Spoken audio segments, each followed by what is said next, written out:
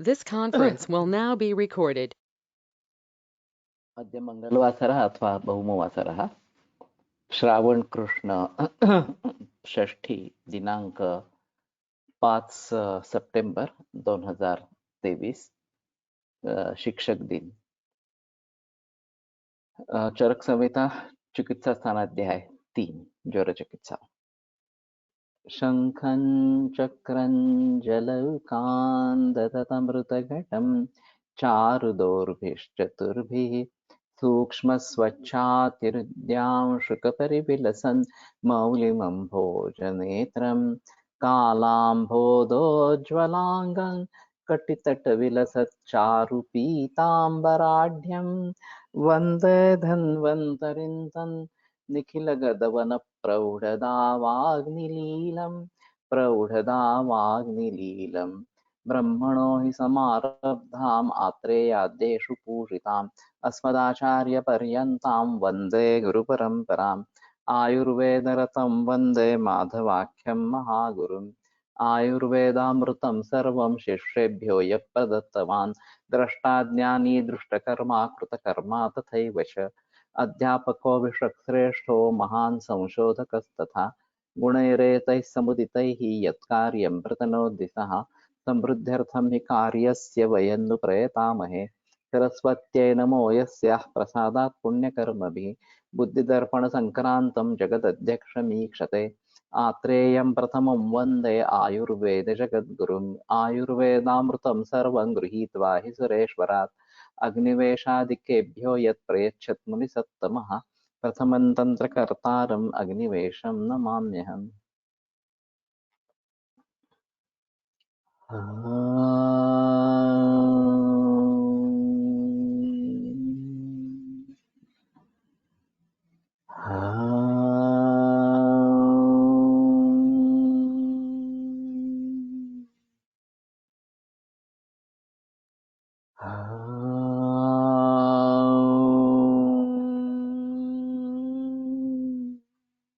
ओम शांति शांति शांति।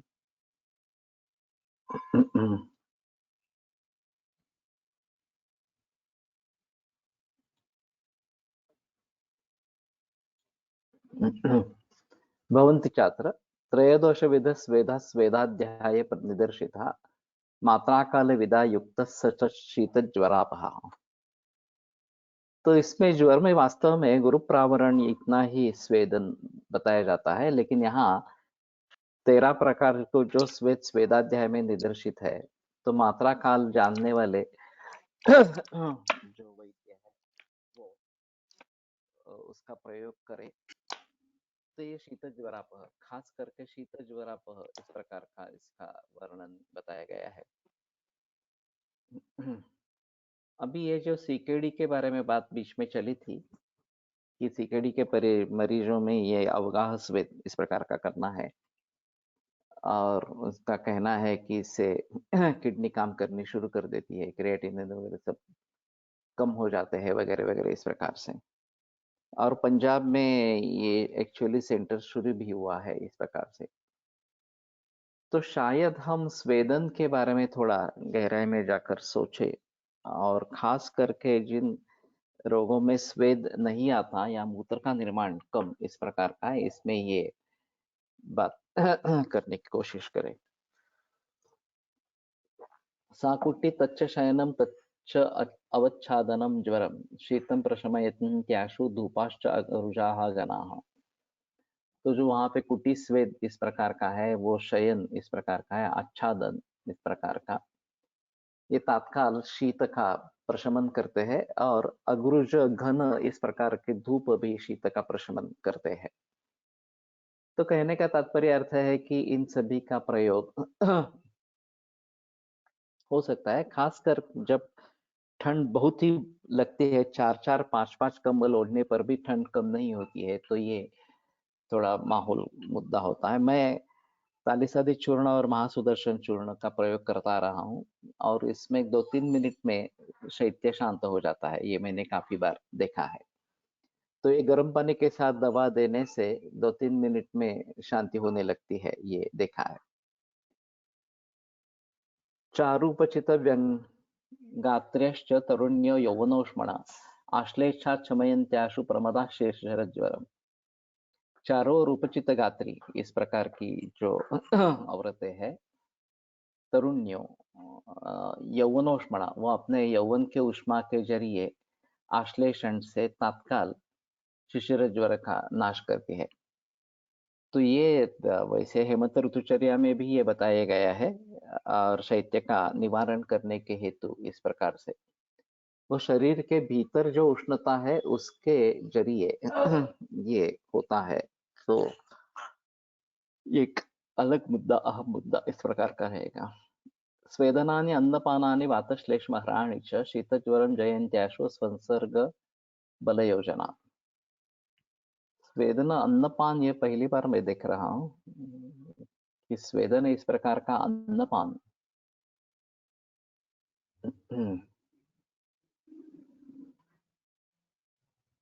उष्णानि कुक्कुट मदरा कुलत्थादीनि। सर उष्ण अन्नपान, स्वेद अन्नपानाने असा अर्थ सांगितला होता। उष्ण इस प्रकार से।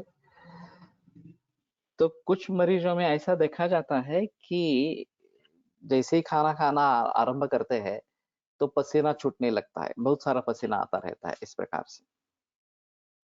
तो अन्न ज्यादा उष्ण तीक्ष्ण इस प्रकार का हो या ज्यादा गर्म हो तो ये बात हो सकती है। तो इसमें स्वेदन की अपेक्षा नहीं है तो इसको टालना यही बेहतर इस प्रकार का रहेगा। वो पण है कि किसी को सिर्फ सर में ही स्वेदन इस प्रकार का होता है। इसके बारे में थोड़ा सा सोचना पड़ेगा। एक तो सभी को इस प्रकार के स्वेद परिवर्तन नहीं होता है, ये एक बात, और विशिष्ट अंगों में ही स्वेद परिवर्तन होता है, ये एक बात।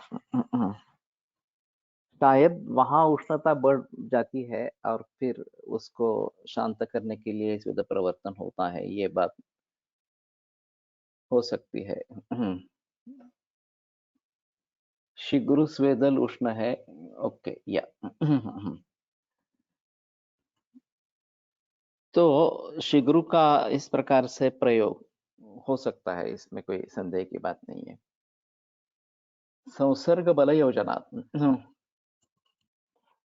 इत्यत्र अनन्तरत्व एव उष्णाभिप्राय ज्वर करो वातकफ संसर्गः संस्कृतशब्देन गृह्यते। तेन वातकफ संसर्गे यदा वातो बलवान् तदा गुरुष्ण स्निग्धभूयिष्ठम् अन्नपानं यथा कफो बलवान् तथा लघुष्णरूक्षप्रायं विधेयम् इत्यर्थः। और बल का क्या करेंगे?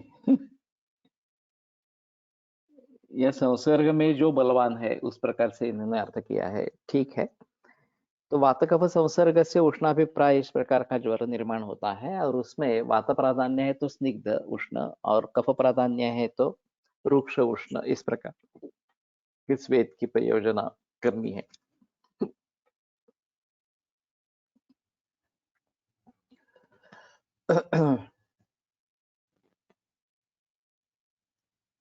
वातचे श्रमजे चैव पुराणे क्षतजे ज्वरे लंघनम न हितम विद्यात् शमनस्तान उपाचरे।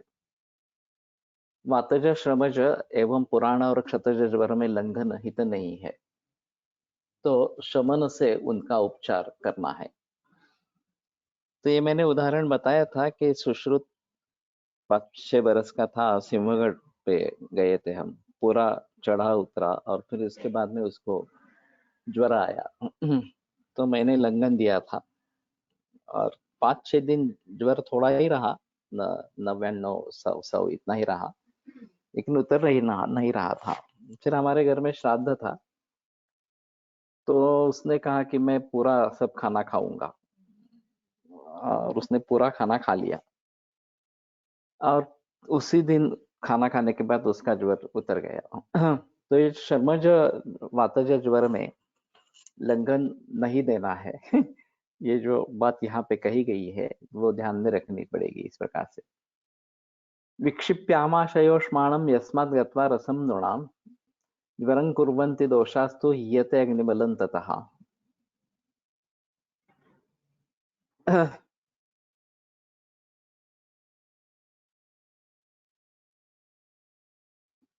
दोषाः आमाशयोष्माणं विक्षिप्य रसं गत्वा नृणां ज्वरं कुर्वन्ति। ये अन्वय काफी टेढ़ा है।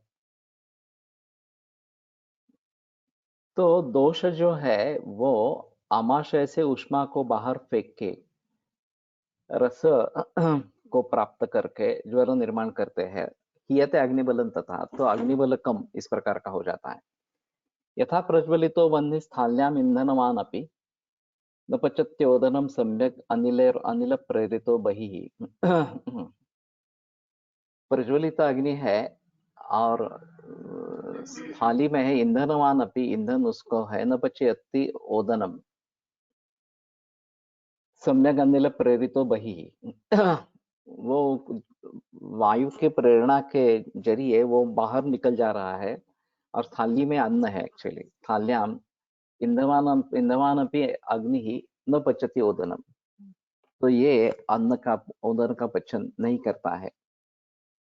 पक्तिस्थाना तथा दोषे रूष्मा क्षिप्तो बहिर्नृणाम न पचत्यभ्यवृतम कृच्छ्रात पचति वालगु। इसी प्रकार पक्तिस्थान से दोषों के जरिए ऊष्मा अगर बाहर फेंका जाए तो जो भी खाया है उसका पचन नहीं होता है, अथवा लघु है तो कष्ट से उसका पचन होता है। अतो अग्निबल रक्षार्थम लंघनाधिक्रमो हितः, और इसलिए अग्निबल की रक्षा के लिए लंघनाधिक्रम हित इस प्रकार का है। तो कहने का तात्पर्य अर्थ है कि शुरू में लंघन यही है, लेकिन ये लघुवशन होना चाहिए। खास करके वातज श्रमज वगैरह इस प्रकार के ज्वर जो है लंघन नहीं, ये लंघन नहीं देना है, फिर भी लघुवन इस प्रकार का देना है। अग्नि को ध्यान में रखते हुए ये सभी बातें करनी है।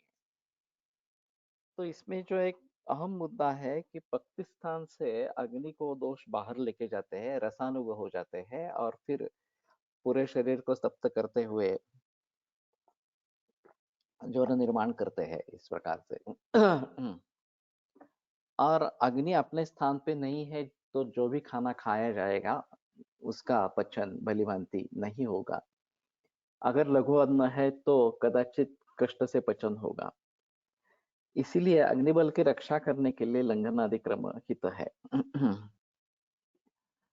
अब जब भी कहीं आमावस्था इस प्रकार की हो, पेट में भारीपन हो, अग्नि मंद हो, इस प्रकार से उस सभी जगह है ये लंघन करना जरूरी इस प्रकार का होगा। आहारम पचति शिखी दोषान आहार वर्जित पचति। अग्नि जो है वो आहार का पहले पचन करता है और आहार वर्जित दोषान पचति, आहार वर्जित अगर हो जाता है तो दोषों का पचन करता है।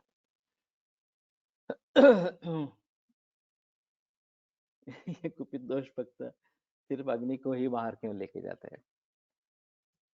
ऐसे रिट्रोस्पेक्टिव है, पूरा शरीर तप्त हो रहा है तो अग्नि के बिना शरीर तप्त नहीं होगा, और अग्नि मूल स्थान में नहीं है, पूरे शरीर में पहुंच गया है इसलिए शरीर तप्त हो गया। तो यहाँ पे अग्नि को बाहर लेके जा रहे हैं इस प्रकार से कह रहे हैं। बाकी रोगों की संप्राप्तियों में उसके उसके अनुसार दोष अन्य चीजों को भी लेके जा सकते हैं, इस प्रकार के स्थिति रहेगी। सप्ताहेन पच्यन्ते सप्तधातुगता मलाः निरामश्चाप्यतः प्रोक्तो ज्वर प्रायष्टमे हनि। सप्तधातुगत जो दोष है वो सप्ताह में उनका पचन होता है और इसलिए अष्टमे हनि, 8वें दिन जर ये निराम इस प्रकार का कहा जाता है। तो ये भी एक अहम मुद्दा इस प्रकार का है। एक आमेन तेन संपृक्ता दोषा दूषाश्च दूषिताः सामाइत्युपदिश्यन्ते यच रोगास्तदुद्भवाः। ये जो 13वें अध्याय में वाग्भटाचार्य बताते हैं कि आम से युक्त इस प्रकार के दोष और दूष्य। अब बात यह है कि दूष्य भी इस प्रकार से आम संलग्न हो जाते हैं या नहीं हो जाते हैं। या तो सूत्र में है दोषा दूष्यश्च दूषिताः सामा इत्युपदिश्यन्ते, लेकिन वो दूषिताः कहते हैं तो इसमें दोष का संबंध रहता है। ज्यादातर परिस्थिति ऐसी होती है कि साम दोष धातुओं में स्थित हो जाते हैं, ये जो रास्नामृता महादारो नागरे रिंडजय श्रुतम सप्तधातुगते वाते सामे सर्वांगजे पिबेत। तो सप्तधातुगत सामवात अगर सर्वांगज है तो उसके लिए प्राशन करें। तो कहने का मतलब ये है कि धातु साम नहीं है, दोष साम है, वो धातुओं के आश्रय में रह गए। अब दोष या दूष्य धातु ये भी साम हो सकते हैं क्या? तो हो सकते हैं, ऐसा नहीं होता कि नहीं होते हैं बिल्कुल इस प्रकार से। जैसे कि ये अजीर्ण के बारे में बताते हैं कि अगर जीर्णेन्द्र भुंजित, पहला अन्न जीर्ण होने के बाद ही खाना खाना है इस प्रकार से। अजीर्ण तो भुंजानस्य, अजीर्ण अन्न है और फिर हमने खाना खा लिया इस प्रकार से। तो पूर्वम अपरिणतम आहार धातुम, पहला जो रस धातु है वो अपरिणत इस प्रकार का है और उत्तरेण उपसृजत सर्वानव दोषात प्रकोपयत्याशु। तो ये जो नया रस बन रहा है ये दोनों मिलकर सभी दोषों का प्रकोप करते हैं।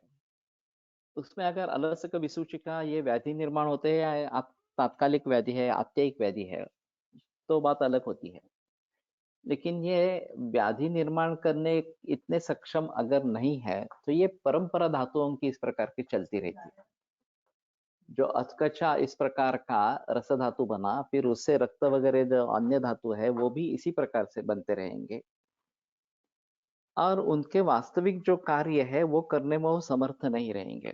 ल्यूकेमिया जैसे केसेस में डब्ल्यूबीसी काउंट बहुत बढ़ता है, 1 लाख 2 लाख 4 लाख वगैरह हो जाता है। फिर भी काउंट इतना बड़ा है तो इम्यूनिटी उल्टी कम होती है क्योंकि ये अपना कार्य करने में समर्थ नहीं होते।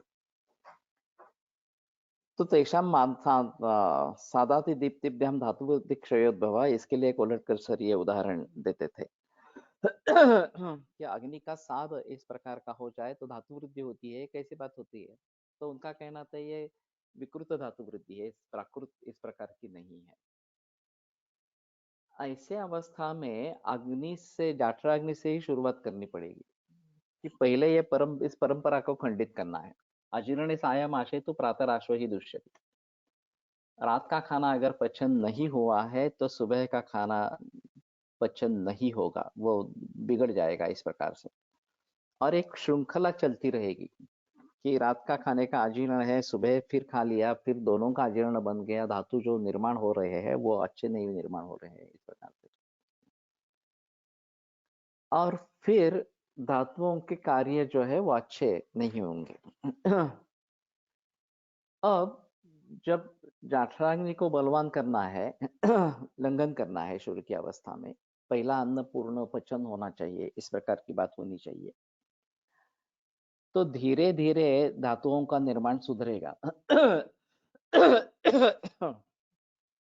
और फिर ये जो परंपरा है वो खंडित इस प्रकार की हो जाएगी।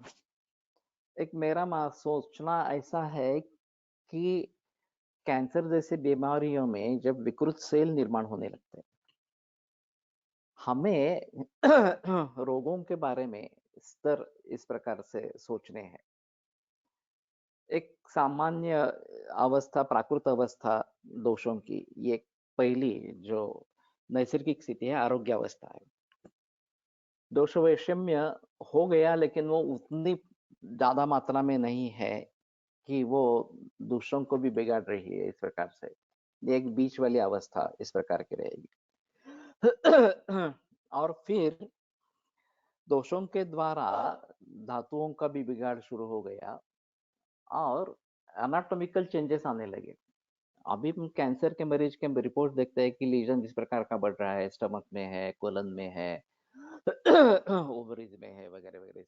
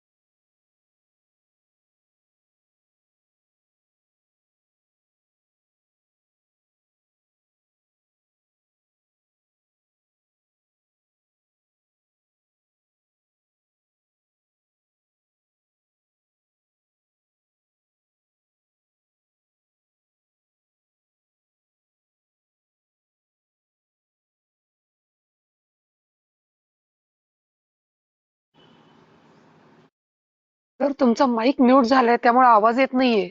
सर तुमचा माईक म्यूट झालाय त्यामुळे आवाज येत नाहीये.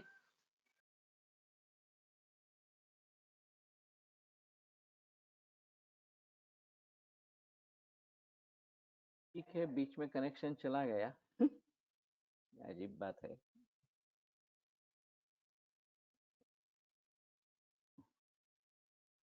अभी कनेक्शन वापस आ गया है, सुनाई दे रहा है ना? येस. हाँ ठीक है।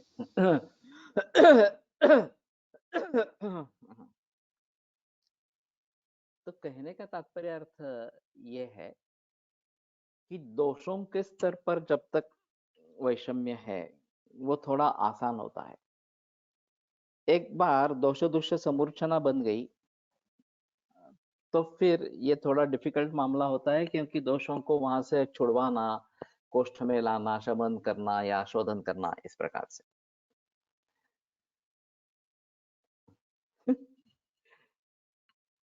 ठीक है। और तीसरी अवस्था है इसकी कि धातुओं में परिवर्तन आना शुरू हो जाना, इस प्रकार से। विकृत धातु इस प्रकार के निर्माण होना। तो ये और भी बड़ी बात इस प्रकार की है। और फिर इस अवस्था में शुरुआत जो होनी है वो फिर से अग्नि से ही शुरुआत होनी है, जठराग्नि से ही करना है, इस प्रकार से। तो अजीर्ण भोजन टालना है। सबसे आम बात यह है कि अजीर्ण भोजन टालना है। बहुत सारे लोग ब्रेकफास्ट लेते हैं, भूख होती है नहीं होती है कुछ संबंध नहीं होता, या भूख है ऐसा लगता है लेकिन पहला अन्न पचन नहीं हुआ है, इस प्रकार। तो जब जब लंघन करवाना है तो हम पहले बताते हैं कि ब्रेकफास्ट बंद करो। अगर ब्रंच में आपको भूख लगती है तो ब्रंच करो, ब्रंच में नहीं लगती है तो लंच करो, इस प्रकार से। उससे भी नहीं हो रहा है तो डिनर भी स्किप करो, सिर्फ दोपहर का एक दफा खाना खा ले लो। और फिर उससे भी बात नहीं बन रही है तो केवल लिक्विड डाइट पे रहो, इस प्रकार से। तो कहने का तात्पर्य अर्थ धातुओं के स्तर पर जब जब इस प्रकार से वैषम्य आने लगता है, धातुओं का निर्माण ही अच्छा नहीं होता है। ये काफी खतरनाक स्थिति होती है, कैंसर में है इस प्रकार की। और ये बहुत धीमी प्रोसेस है, 4-5 बरस लगते हैं कैंसर सेल विकृत होने में, विकृत कैंसर सेल निर्माण होने में, और फिर आगे उसकी बढ़ोतरी होती है वो जल्दी होती है, लेकिन कन्वर्जन के लिए काफी समय पड़ता है। तो जहां जहां एनाटॉमिकल चेंजेस आ जाते हैं उस सभी जगह में धातुओं का निर्माण अच्छा नहीं हो रहा, ये सोचना है। और फिर उसके लिए जो भी करना है वो करना जरूरी होगा, लेकिन ये बहुत धीरे धीरे प्रोसेस होती रहेगी, इस प्रकार से। यहाँ तो बताया गया है कि सप्ताह पच्यन्ते सप्तधातुगता मलाहा, दोष सप्तधातुगत है, उनका पचन 7 दिन में होता है। अगर धातु ही विकृत निर्माण हो रहे हो तो 5-7 दिन की बात नहीं है, कुछ बरस लगते हैं, इस प्रकार से। ज्यांना भूक सहन होत नाही त्याने उपास करावे का?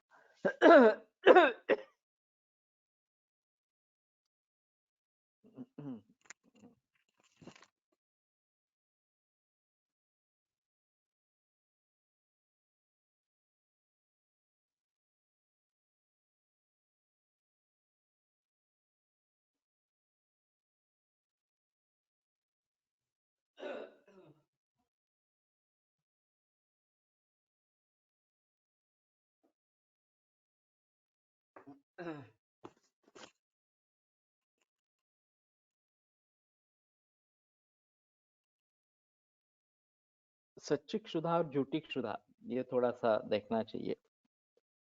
अगर सच्ची क्षुधा है तो जो पदार्थ हमें बिल्कुल पसंद नहीं है वो भी खा लेते हैं, लेकिन अगर सच्ची क्षुधा नहीं है तो फिर हम चूजी रहते हैं, मैं ये खाऊंगा ये नहीं खाऊंगा वगैरह, इस प्रकार से।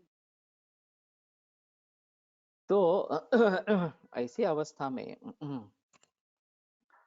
खाना नहीं देना है। कुछ लोगों को ऐसी तकलीफ हो सकती है कि खाना नहीं लिया तो सर दर्द हो गया वगैरह इस प्रकार से, तो बिल्कुल हल्का खाना इस प्रकार का लाजा या कोई यूश वगैरह ऐसा ले सकते हैं. ज्वरात भूक लागतच नाही, त्यामुळे भूक सहन न होण्याचा प्रश्नच फारसा येत नाही. कुछ मरीज होते हैं कि जिनको ऐसा लगता है वो खाएंगे नहीं तो ये तकलीफ होगी वगैरह इस प्रकार से. भूख नहीं लग रही है तो ठीक है, खाना नहीं खाना है, लेकिन जीर्ण ज्वर में ये आगे आया है इस प्रकार का कि सायन ने भोजन लघु इस प्रकार से कि सायंकाल में लघु भोजन देना है, भूख नहीं लगी है तो भी इस प्रकार से. बलवान अनलस्तदा इस प्रकार की बात कही गई है उसमें. अग्नि बलवान इस प्रकार का होता है. कमी अन्न खाल्याने मलप्रवृत्ती नियमितपणे होत नाही. ये ज्यादातर ऐसा है थोड़ा सा कि पचन का ही मामला है. केवल कम अन्न खाने से होता है ऐसा नहीं है, मल संचय अगर होता रहता है और मल परिवर्तन नहीं होता है, ये बात हो सकती है. और बाद में ये लंघन होने पर मल संचय बाहर निकलने लगता है इस प्रकार से. तो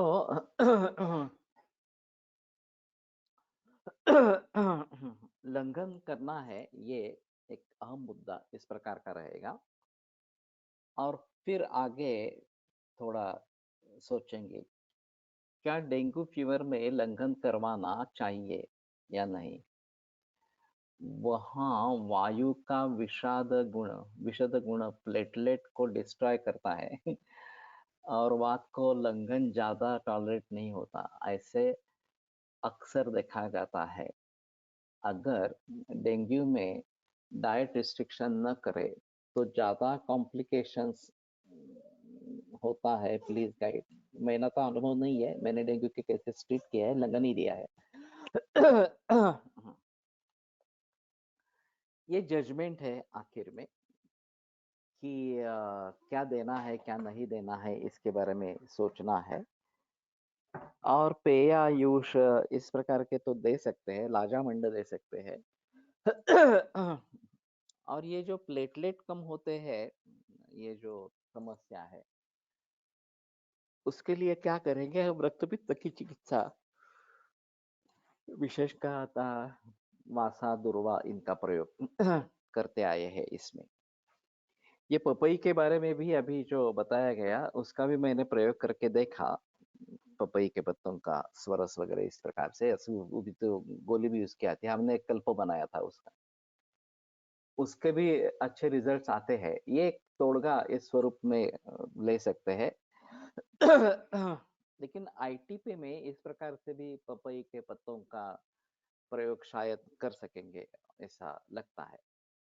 लेकिन आईटीपी में मैंने तो ज्यादातर ये वासा और दुर्वा इन्हीं का प्रयोग किया है. मौक्तिक कामदुका वगैरह इनका भी प्रयोग किया है. तो जब तक सामावस्था है तब तक लंघन ही करवाना है, उसमें संदेह की बात नहीं है. अगर वो उसको खाना खिलाएंगे तो ये ज्यादा कॉम्प्लिकेटेड इस प्रकार का हो जाएगा. निरामश्चाप्यतः प्रोक्तो ज्वर प्रायोष्टमे हनि. तो 8वें दिन प्रायः ज्वर निराम इस प्रकार का बताया जाता है. उदीर्ण दोष स्वल्पाग्नि अश्नन गुरु विशेषतः मुच्यते सहसा प्राणैश्चिरम क्लिश्यति वानरः. दोषों की अगर उदीर्ण अवस्था इस प्रकार की है, अल्पाग्नि है और विशेषतः गुरु सेवन अगर करता है तो सहसा प्राण ही मुच्यते, अचानक प्राणों से वियोग इसका हो जाता है, मृत्यु हो जाती है. चिरं क्लिश्यति वानरः, या फिर दीर्घ काल तक ये उसको तकलीफ होती रहती है. तो बलाधिष्ठानम आरोग्य में यदर्थोयम क्रियाक्रम, लंघन करना है लेकिन बलम यत्नेन पालयेन, ये बात शुरू में ही कही गई है. तो बल को कैसे टिकाए, ये एक अहम मुद्दा इस प्रकार का रहेगा. इसमें लघ्वशन और आगे चलकर जीर्ण ज्वर में मांसरस से ओदन देना वगैरह इस प्रकार से बताया गया है.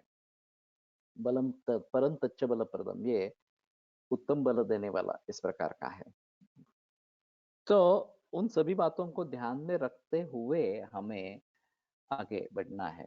कैंसर के रुग्ण में दोषानुसार चिकित्सा बदलती है या फिर सभी कैंसर को सांधिपातिक मानकर चिकित्सा करनी है? सांधिपातिक मानकर ही करनी है, लेकिन जिस दोष का प्राधान्य है उसकी चिकित्सा करनी है। पपई उष्ण है ना, पपई तो उष्ण है, पपई का जो पत्ता है वो अलग चीज है।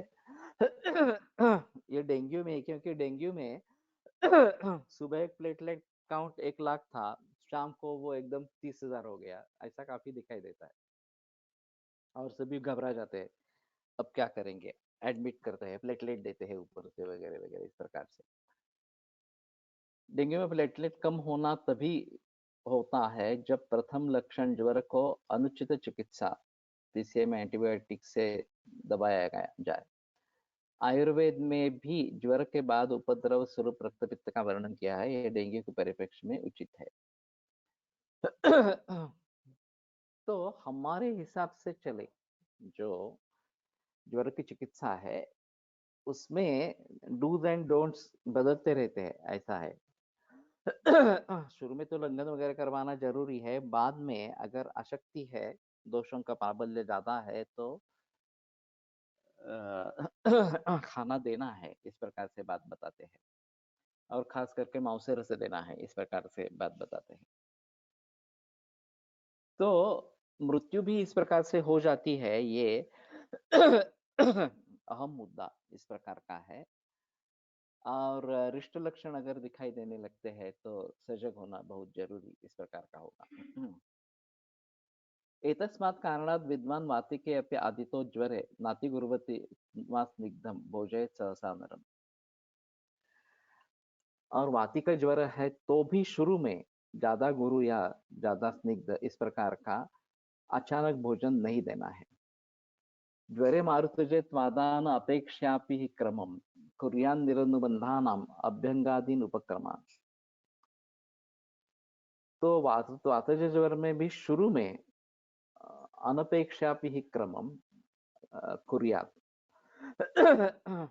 अपेक्षा न रखते हुए भी कर्म करे इस प्रकार के, या अपेक्षा नहीं है तो भी कर्म करे इस प्रकार से। निरुबंधानाम अभ्यंगादीन उपक्रमान। और एक बार ये वायु का अनुबंध टूट जाए, छूट जाए, तो अभ्यंगादि उपक्रम करे। पायेत्वा कषायंच बोधयेत् रस भोजनम। कषाय पान करके रस भोजन देना है। जीर्ण ज्वर हरण कुर्यात् सर्वशश्चापि उपक्रम। जीर्ण ज्वर के लिए जो चिकित्सा है वो सभी उपक्रम करे।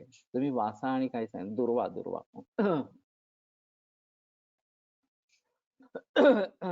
श्लेष्मलानाम् अवातानां ज्वरो उष्णः कफादिका परिपाकं न सप्ताहे नापि याति मृदुष्मणा।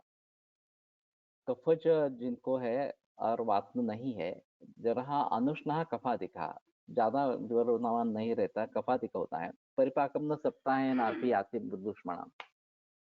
तो 1 सप्ताह के बाद भी उसका पाक नहीं होता, ज्वर उतरता नहीं है।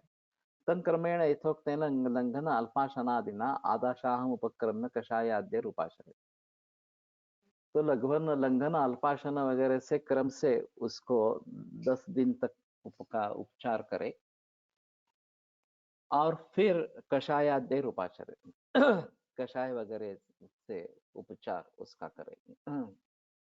सामा ये च कफशाः कफपित्त ज्वराश्चय लंघनम लंघनीयुक्तम तेषु कार्यम प्रति प्रति।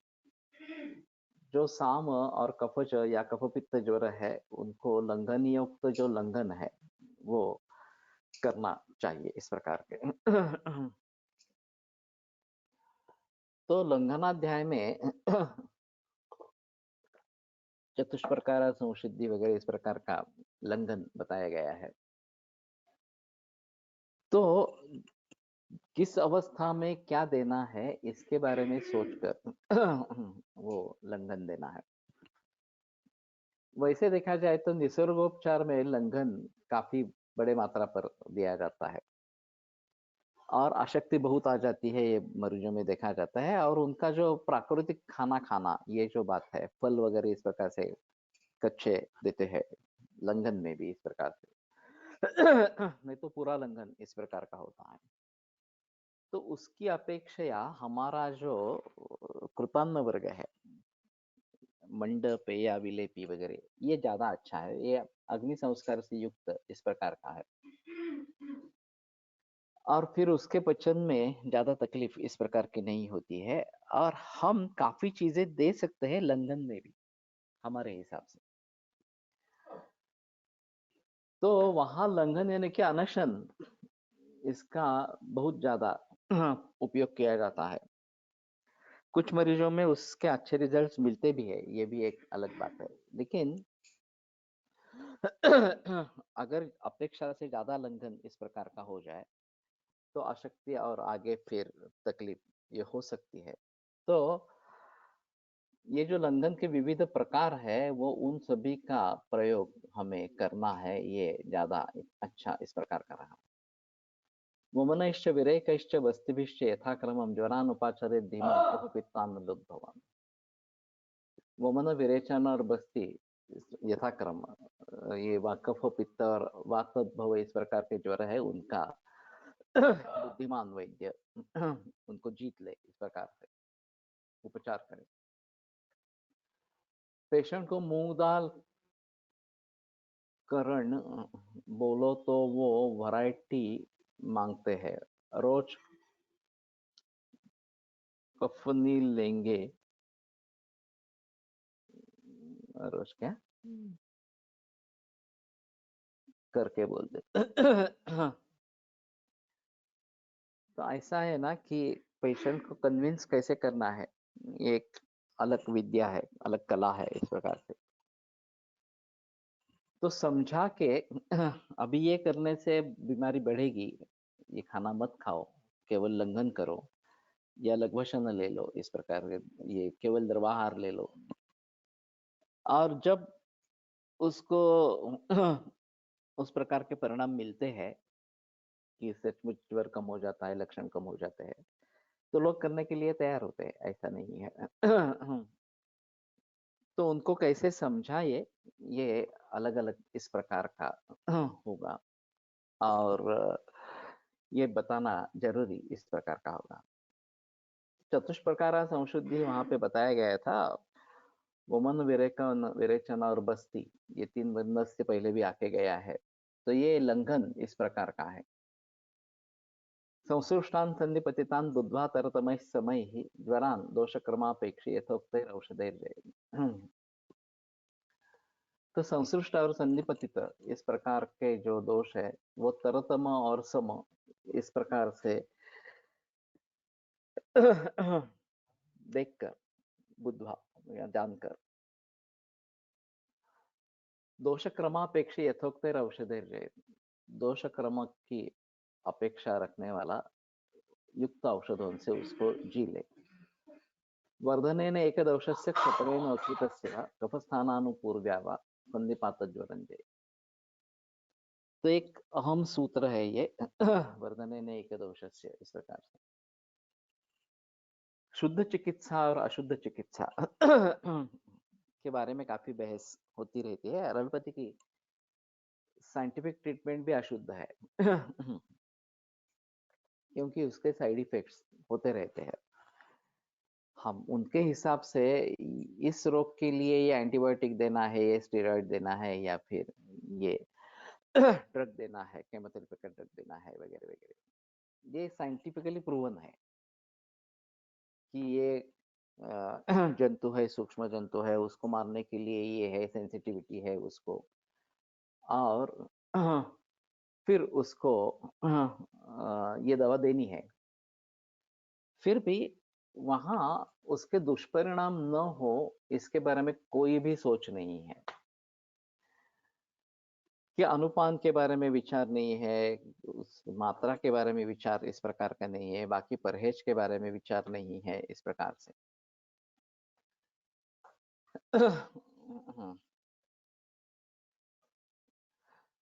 लो प्लेटलेट्स में आंवला, दाडिम, ड्रैगन फ्रूट, संशमनी वटी, इनका कुछ रोल है क्या? आंवला और दाडिम तो दे सकते हैं, उसमें कोई प्रॉब्लम। दोष वर्धन करण्याचे काय उद्देश्य, उसी के बारे में बता रहा हूँ। तो ये शुद्ध चिकित्सा नहीं है। दोषों की इस प्रकार की वृद्धि करवाना ये शुद्ध चिकित्सा नहीं है। तो प्रयोग शमयेद व्याधि न्यून्यमन्य मुदिरे नासो विशुद्ध शुद्धस्तु शमयेद यौनकोपय कि जो प्रयोग, जो चिकित्सा एक रोग का शमन करके दूसरे का अगर निर्माण करती है तो वो शुद्ध नहीं है। यो शमयेद न कोपयेद, जो शमन करे लेकिन कोप न करे, यही शुद्ध चिकित्सा इस प्रकार की है। और वैसे हम शुद्ध चिकित्सा दे सकते हैं सभी रुग्णों में, केवल संधिपात की अवस्था को छोड़कर। यहाँ दो दोष ज्यादा बढ़े हैं और एक दोष कम बढ़ा है, इस प्रकार की स्थिति है। तो उस दोष को उनके स्तर पर लाना, अन्य दोषों के स्तर पर लाना, ये वर्धनेन एक दोषस्य इस प्रकार की है। और तुल्य कक्षान जयन मलान, वाग्भट में जो बताया गया है, तुल्य कक्ष इस प्रकार के दोष हो जाते हैं तो उनको जीतना थोड़ा आसान होता है। दो ज्यादा बढ़े हैं और एक कम बढ़ा है तो उसकी चिकित्सा ज्यादा कठिन होती है, और इसलिए उसको भी बढ़ा देना और तीनों समान हो जाएंगे तो तीनों की चिकित्सा करना, ये बात कही जाती है। तो ये एक तरीके से अशुद्ध चिकित्सा है, लेकिन ये बहुत ही रेयरली की जाती है, करनी पड़ती है, ऐसा है।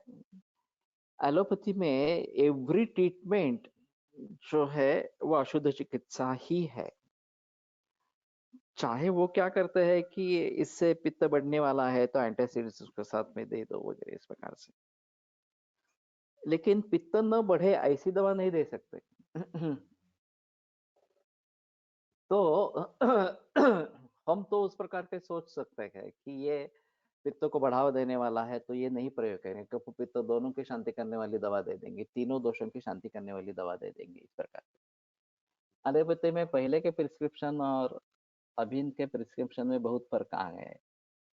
अभी हर प्रिस्क्रिप्शन पर कम से कम 7-8 दवाएं होती है, जिसमें एक एंटासिड, एक मल्टीविटामिन और एक रेचक दवा कॉमन होती है।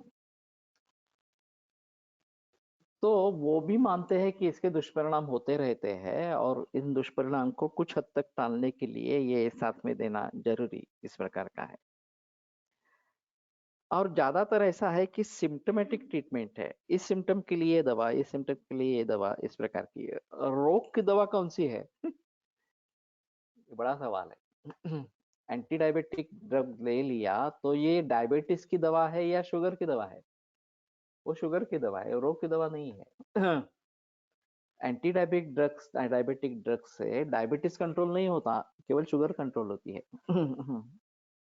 और फिर उसके जो रेटिनोपैथी, न्यूरोपैथी या फिर नेप्रोपैथी, ये जो दुष्परिणाम है वो होते ही रहते हैं। आप शुगर कंट्रोल करते हैं तो भी होते रहते हैं।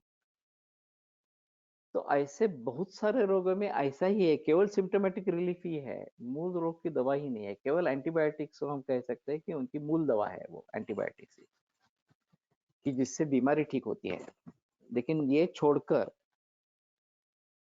बाकी सभी क्षेत्र में उनकी दवा रोग पर काम नहीं करती, उनकी दवा केवल सिम्टम्स पर काम करती है। और डॉक्टर भी और समाज भी उसी में धन्यता इस प्रकार का मानती है। ज्वर के बाद आर्थराइटिस उपद्रव पर कैसे विचार करें? ये उपद्रव याप्य हो जाता है। तो एवं कृच्छ्रतर्मा नृणाम दृश्यन्ते व्याधि संकराः प्रयोगा परिशुद्धत्वात् तथा चान्योन्य संभवात्। ये जो शंकराचार्य का कहना है कि उपद्रव क्यों निर्माण होते हैं, तो प्रयोग अपरिशुद्धत्वात्, प्रयोग शुद्ध होने के जरिए उपद्रव निर्माण होते हैं। तथा चान्योन्य संभवात्, रक्त तथा ज्वर संताप तक्त पित्त मुदीर्यते वगैरह वगैरह इस प्रकार से बात बताते हैं। एक दोषाचा नॉर्मल पेक्षा क्षय झाला आहे आणि अन्य 2 दोष वृद्ध आहेत, अशा मध्ये जो क्षीण दोष आहे तो वर्धन करून नॉर्मलला आणायचा असाही अर्थ वर्णनेन एकदोषस्यचा करता येईल का? वो अलग बताए, वो संधिपात में नहीं आता है।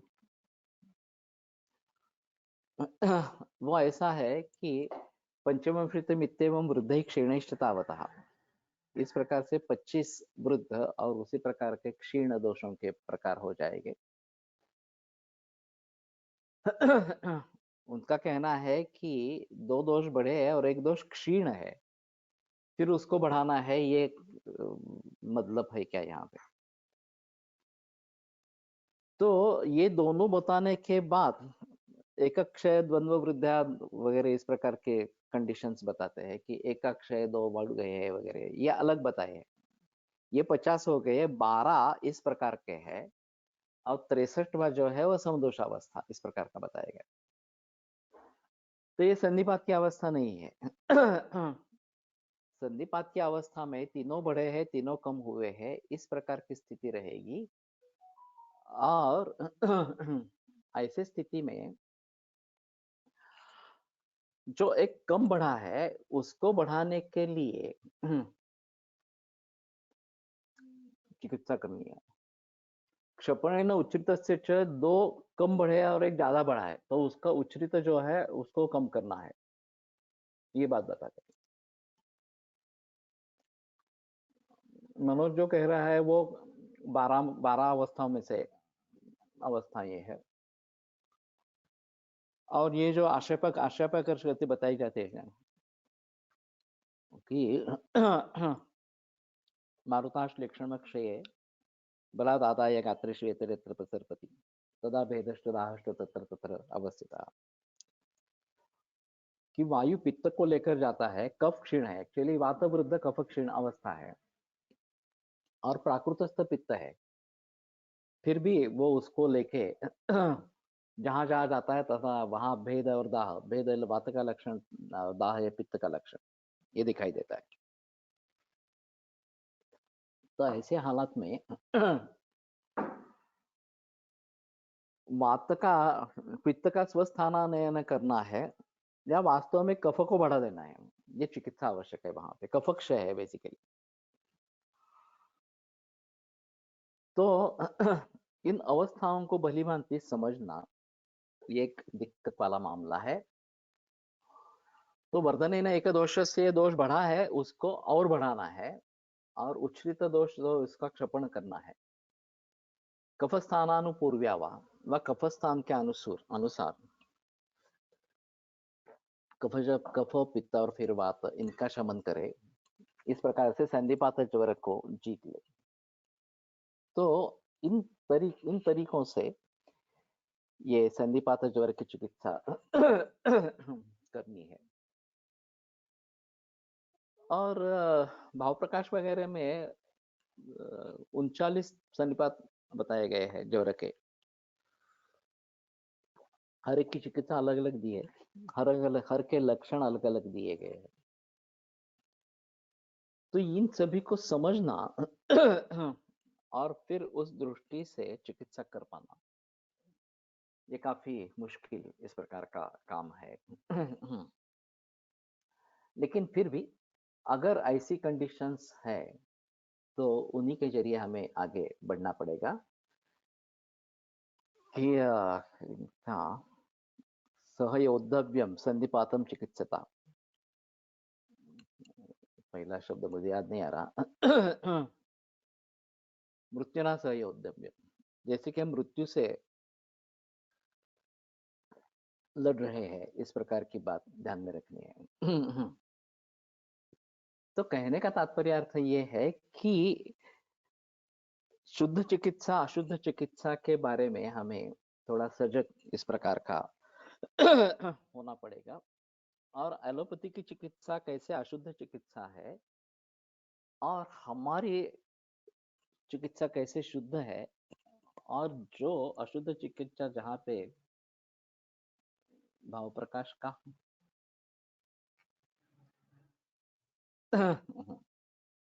भाव प्रकाश में है इस प्रकार से ज्वर अधिकार में 49 इस प्रकार से भेद है। तो इसके बारे में थोड़ा सोचना पड़ेगा। तो ये काफी बहस वाला मुद्दा है। और मैं चाहता हूँ कि फ्रेश माइंड होते हुए ये करेंगे, तो अगले सोमवार को इसको लेकर आगे बढ़ेंगे। अभी एक दूसरी बात मैंने की थी हमारे क्लिनिक में। उसको मैं अभी बताता हूँ, वो एक अलग बात है। शिमोगा में नारायण मूर्ति करके कोई आदमी है, वैद्य है या नहीं है मालूम नाही मुझे। माहिती आहे की, पण त्याच्यावरनं विचार प्रोसेस काल झाली ना. त्याच्यामध्ये फरक आहे ना.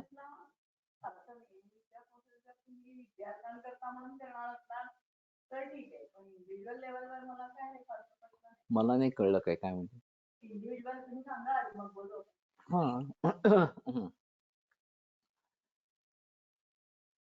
तो उनके यहाँ काफी भीड़ रहती है। 1000, 1500, 2000 लोग रहते हैं। 400 रुपए में 1 महीने की दवा देते हैं। मरीज को लेके जाने की आवश्यकता नहीं। रिपोर्ट्स है नहीं है तो भी चलता है। सभी के लिए एक ही दवा है। और उनका तरीका भी अजीब है। 3 पुड़िया देते हैं। एक पुड़ी 6 लीटर पानी में डालकर 3 लीटर रखना है और फिर छान कर वो रखना है, और हर दिन 300 ml सुबह शाम, सुबह दोपहर और शाम 100 ml पीना है। इस प्रकार का है। एक अजीब बात है कि वो खराब हो जाता है एक्चुअली, 10 दिन के लिए लेना है, इस प्रकार के बताते हैं।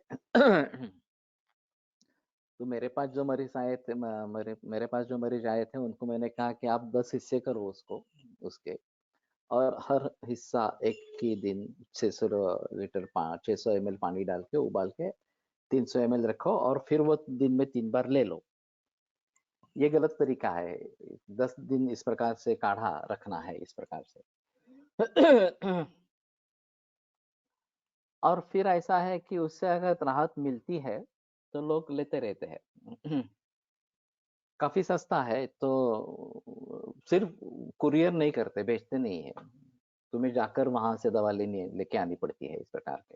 तो मरीज नहीं जा सकता है तो किसी दूसरे व्यक्ति को वहां पे भेज के दवाई मंगवानी पड़ती है, इस प्रकार से। वो टोकन देते हैं जाने पर, फिर अपने टोकन के हिसाब से नंबर कब आएगा ये थोड़ा पता लगता है, तो उसके हिसाब से जाना है। तो इससे 2 बातें सामने आई मेरे मन में। एक तो समाज में बहुत सारी जरूरत है। बहुत सारे मरीज पूरे देश भर में ऐसे हैं कि जो कैंसर के लिए क्या करे इसकी उलझन में है। और एलोपैथी चिकित्सा काफी महंगी है। उससे भी रिजल्ट कितने मिलेंगे, क्या मिलेंगे मालूम नहीं है। बहुत सारे लोग उसके परिणाम भुगत रहे हैं, ये भी बात है। और फिर ये जब समाज में फैल जाता है कि केमोथेरेपी लेने से इतना नुकसान हुआ वगैरह इस प्रकार का, ये तो मालूम नहीं क्या देते हैं, उसमें मुझे दिलचस्पी नहीं है। क्या देते हैं इस प्रकार से।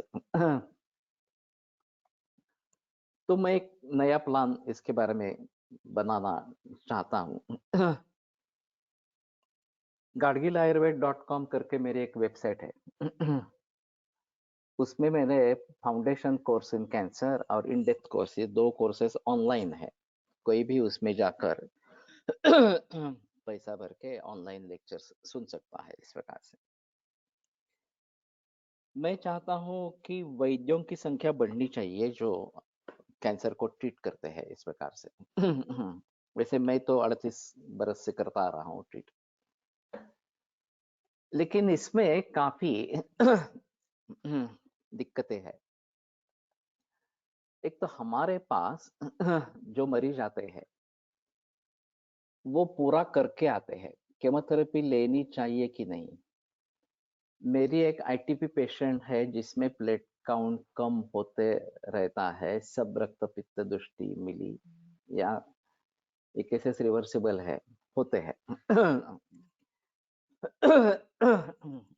अपने अपने निदान के जरिए चिकित्सा करो, ये बेहतर ऑप्शन इस प्रकार का रहेगा। लोग सुनते नहीं, उधर ही जाते हैं।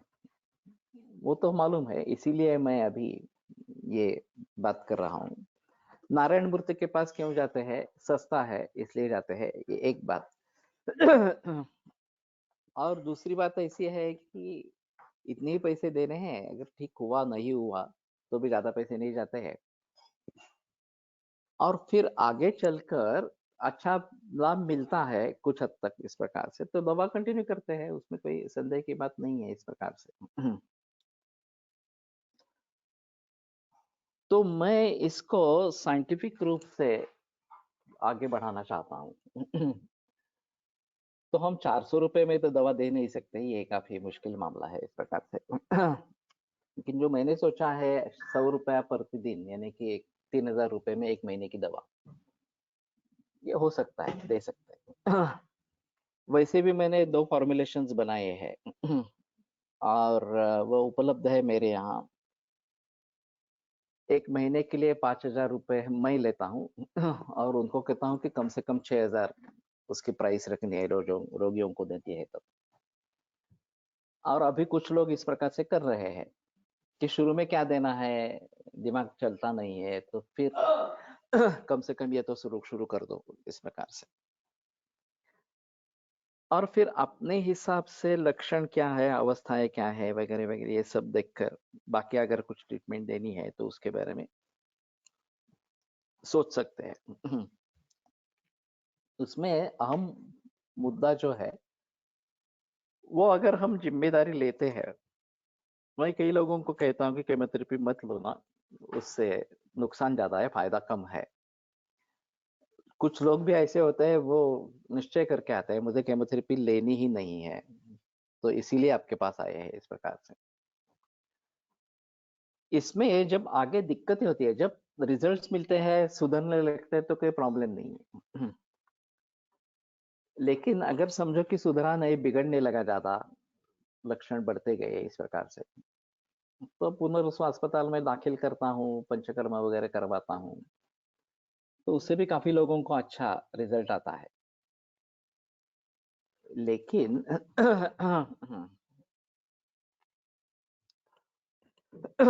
अगर वहां भी बिगड़ने लगा और एलोपैथी में कुछ करने लायक नहीं है, तो फिर कोसते हैं अपने दैव को और फिर मृत्यु हो जाती है।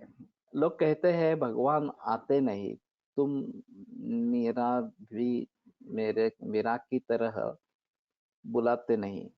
ऐसा एक सुंदर भजन है, वैद्य जी जान लगा दे तो सब हो सकता है। ऐसा है, असाध्य अगर व्याधि है तो साधनम तो न तो असाध्यानाम व्याधिनाम उपदीक्षित। असाध्य व्याधियों की चिकित्सा नहीं होती है, ये बात पक्की ध्यान में रखनी चाहिए। और मेरे पास सभी असाध्य अवस्था में ही आते हैं, लेकिन करे क्या कि हम अगर कुछ नहीं करना चाहेंगे तो उनके लिए कोई चारा ही नहीं है, इस प्रकार की स्थिति होती है। और स्वार्थ विद्या यशोहानि उपक्रोशम संग्रहम प्रापुनियान नियतम वैद्यो यो साध्यम समुपाचर। असाध्य रोग की चिकित्सा अगर जो करता है, वो स्वार्थ हानि, यशो विद्या वगैरह इस प्रकार की हानि ये होती है उसकी। यावत कंठकता प्राणा तावत कार्य प्रतिक्रिया कदाचित दैव योगेन दृष्टि जीवती, ये भी बात कही जाती है। और ऐसे मरीज भी मिलते हैं। तो कहने का तात्पर्य है, यहाँ जजमेंट लेना काफी मुश्किल मामला होता है, और खास करके इमरजेंसीज को ट्रीट करते रहना यह काफी मुश्किल मामला है। मरीज पुणे में आते हैं या पुणे के हैं, पुनः में एडमिट करके कुछ तो कर सकते हैं। मरीज कहीं भी है पूरे भारत भर में, और फिर उसकी ट्रीटमेंट करनी है, या भी पेन बहुत हो रहा है, कॉन्स्टिपेशन हो रहा है वगैरह वगैरह, काफी बातें होती है। तो उसको कैसे करेंगे, ट्रीट कैसे करेंगे, ये अहम मुद्दा इस प्रकार का है।